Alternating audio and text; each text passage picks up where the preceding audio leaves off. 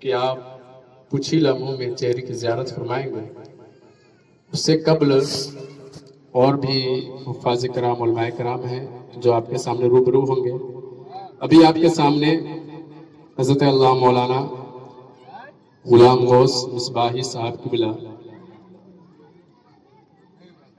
Principal الجامعۃ الغوثیہ دیواٹن کون سونبھد میں آپ کے سامنے روبرو ہوں گے، اور میں یہ سمجھتا ہوں کہ آپ اگر اس جذبے میں ہوں گے تو تقریر یقیناً آپ کو سمجھ میں نہیں آئے گی۔ مثلاً حضور حضرت کی گفتگو یقیناً نصیحانہ کلام ہے اور نصیحت والی باتیں بھی بولتے ہیں، تو میں سمجھتا ہوں کہ آپ جب ان کی باتیں سنیں تو غور و فکر سے سنیں اور اپنی ذہن کو یہاں حاضر کر کے سنیں۔ میں نعت پڑھ رہا ہوں تو آپ ادھر دیکھ رہے ہیں، کوئی نعت پڑھ رہا تو آپ ادھر دیکھ رہے ہیں۔ آئیے میں حضرت کا استقبال کرتا ہوں نعرے تکبیر سے، آپ نعرے کا جواب دیں کہ آپ سننا کیسا چاہتے ہیں۔ نعرے تکبیر، ارے دونوں ہاتھوں میں فضا میں لہرا کے بولے نعرے تکبیر، نعرے رسالت، مسلک اعلی حضرت علماء اہل سنت مولانا غلام غوث صاحب قبلہ، نعرے تکبیر۔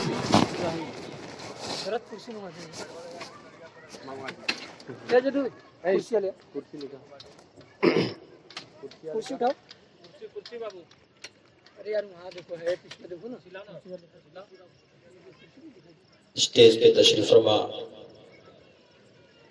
علماء ذوی احترام،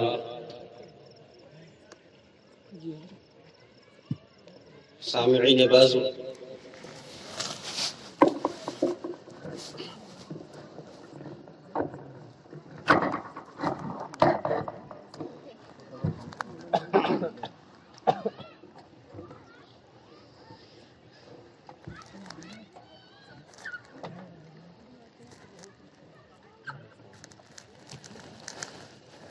پردہ نشین ماں اور بہنوں، السلام علیکم ورحمۃ اللہ وبرکاتہ۔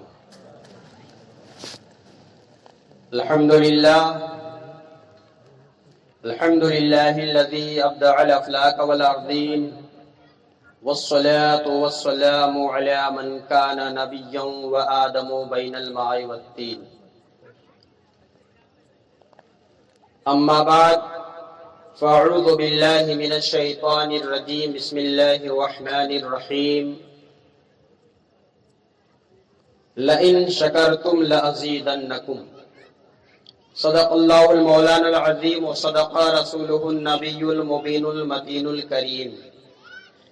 عزیزان ملت اسلامیہ،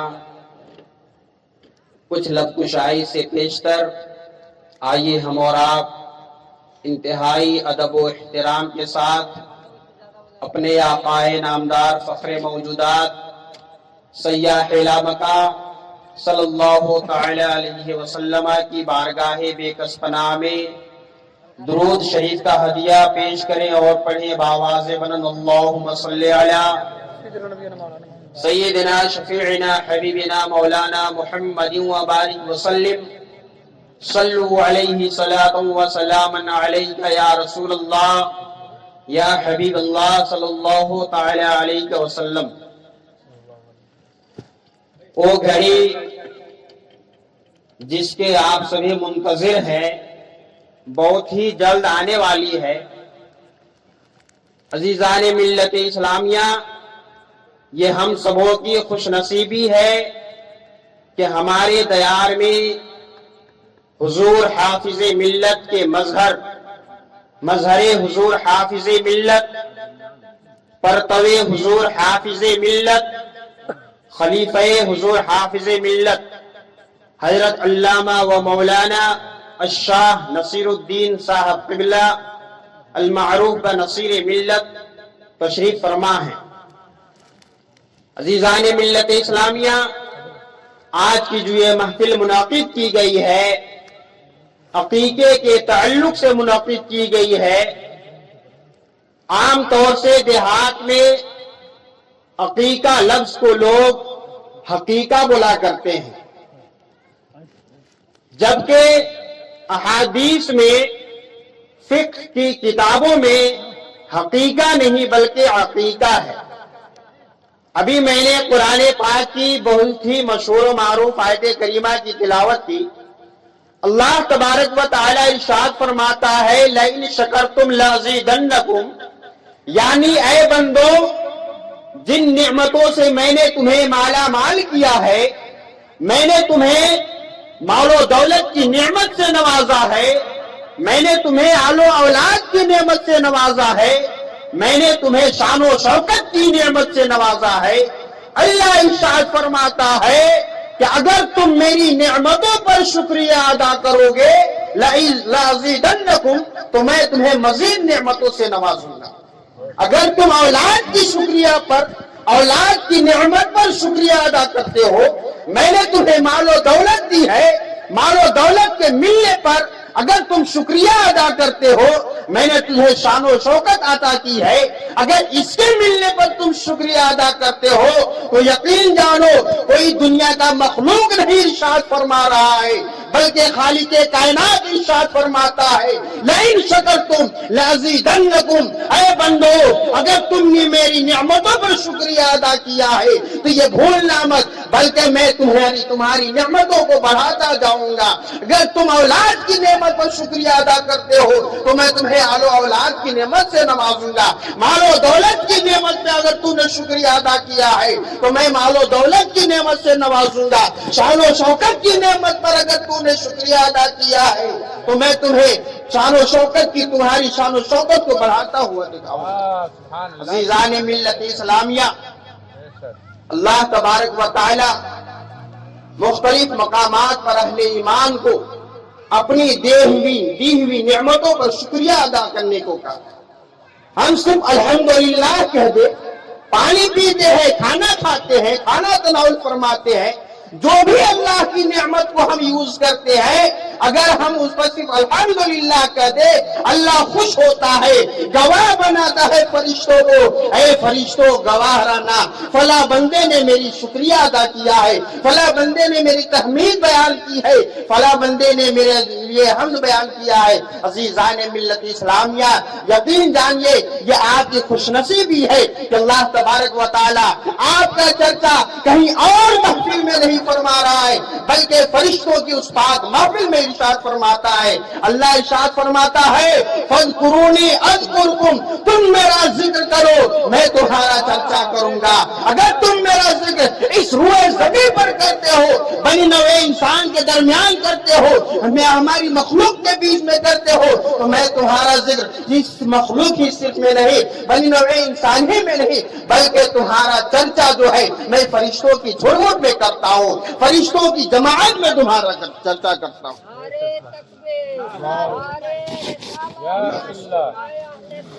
زندہ باد، زندہ باد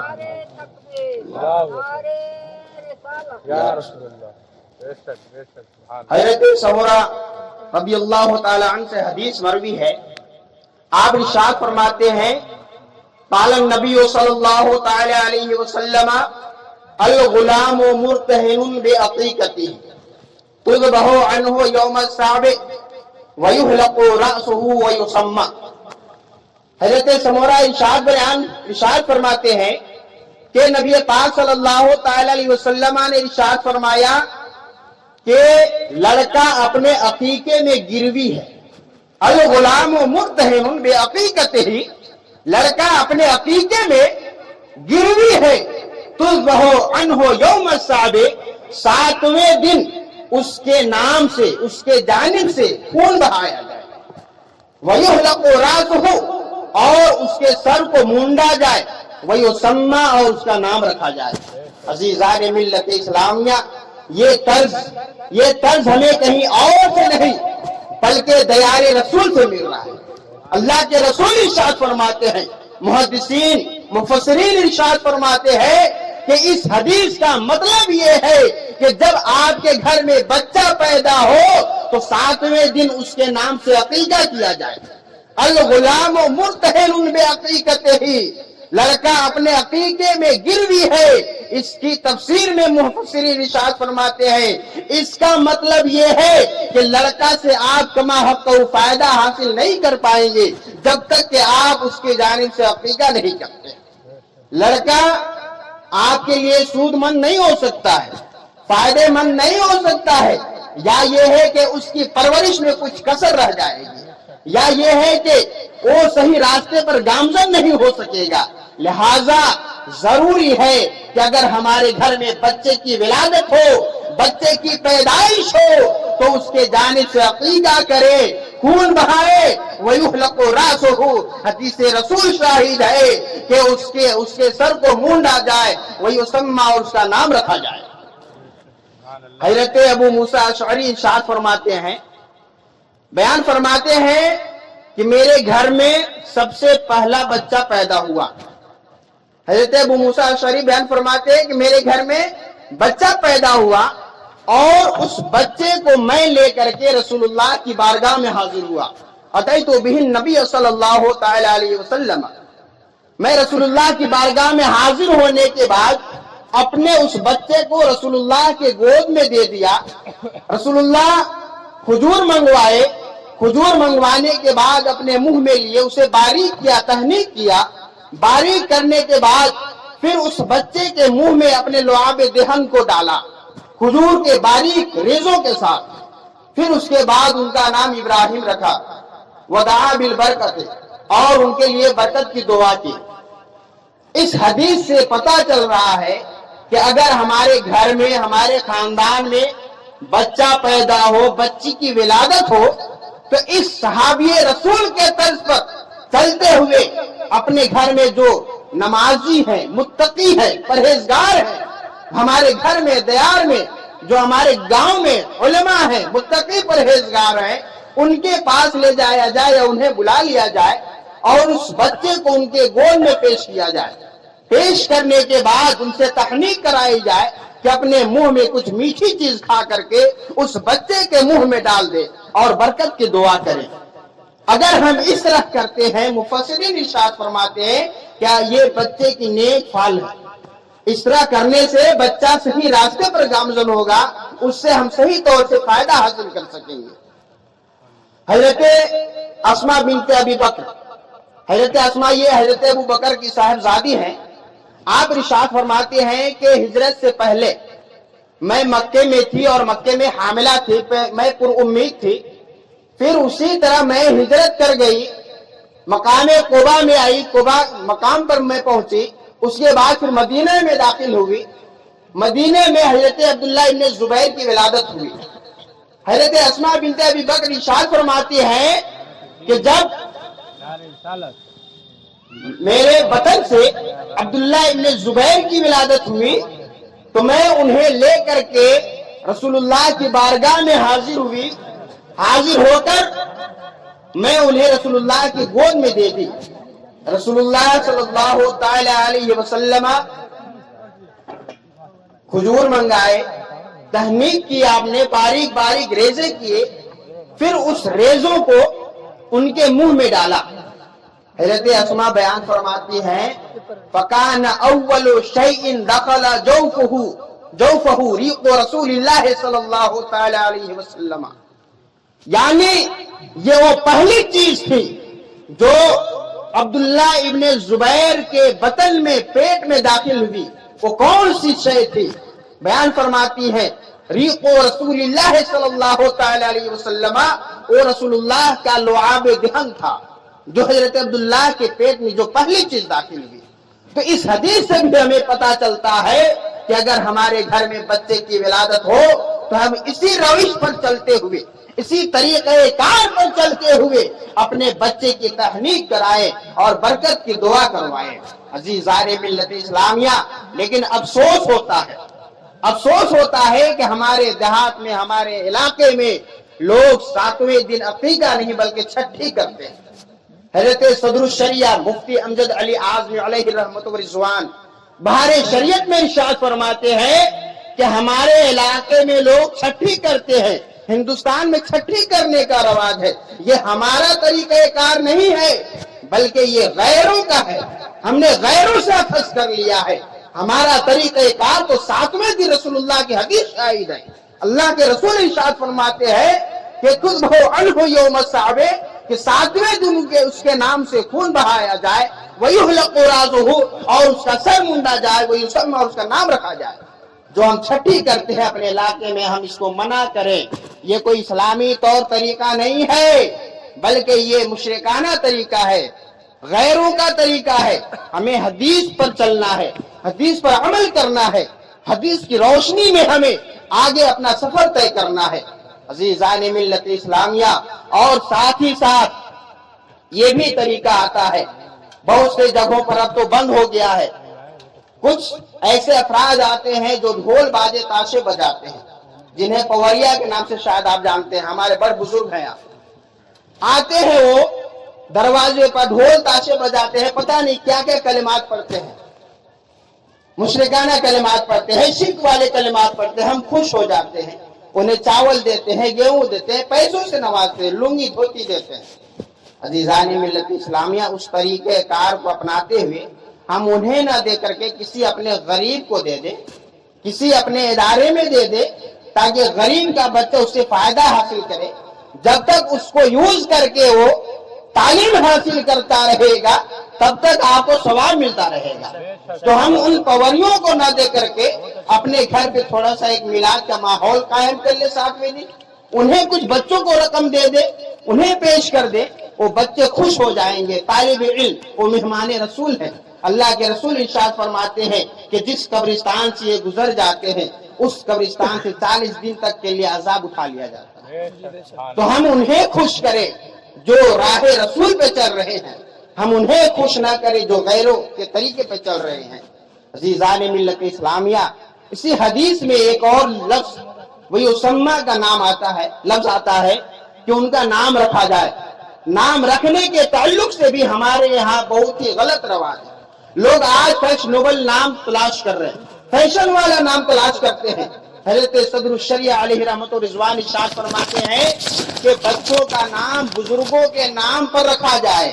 اگر بزرگوں کے نام پر بچوں کا نام رکھتے ہیں، صحابہ کرام کے نام پر رکھتے ہیں، اولیاء کرام کے نام پر بچوں کا نام رکھتے ہیں، تو یہ امید قوی ہے کہ ان ولی کی صفت اس بچے میں آ جائے۔ حضور حافظ ملت کا نام آپ لوگ سبھی لوگ جانتے ہیں۔ ان کے دادا علیہ الرحمہ ارشاد فرماتے ہیں کہ جب عبدالعزیز پیدا ہوا تھا تو میں عبدالعزیز اپنے اس پوتے کا نام محدث دہلوی عبدالعزیز شاہ عبدالعزیز کے نام پر رکھا، وہ بھی محدث جو دہلی میں تشریف فرما ہے عبدالعزیز۔ اور جب ان کے دادا بتاتے ہیں کہ جب یہ بچہ پیدا ہوا جو آج حضور حافظ ملت کے نام سے مشہور ہے، تو ان کا نام بھی آپ نے عبدالعزیز رکھا۔ اس مناسبت سے کہ وہ بزرگ ہیں، ان کی مناسبت سے رکھ دیا آپ نے۔ وہ بھی محدث تھے اور حضور حافظ ملت بھی محدث تھے۔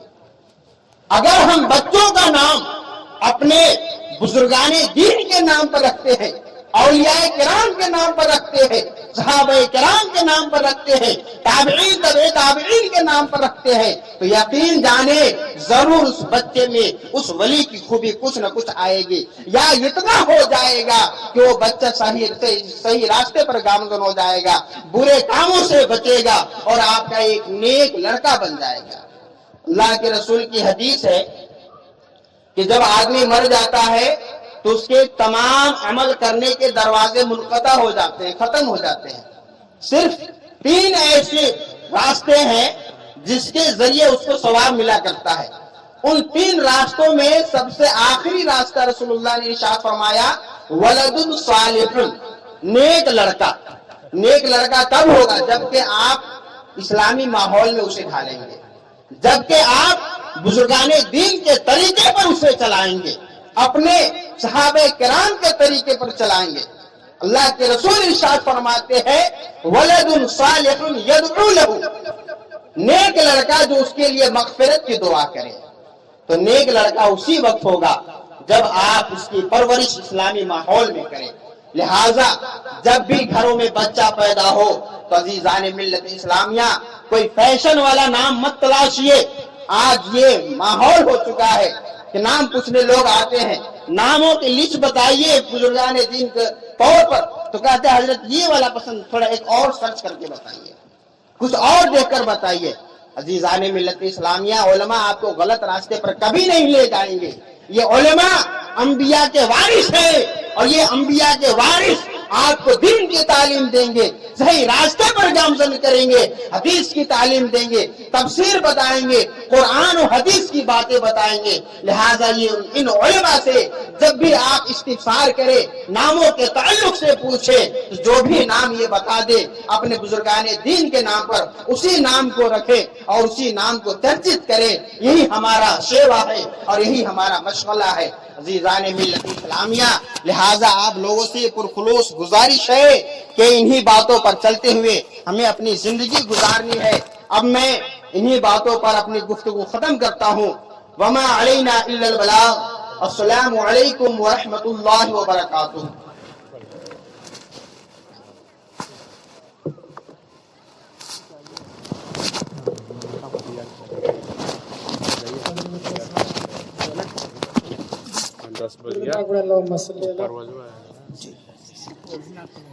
پرواہی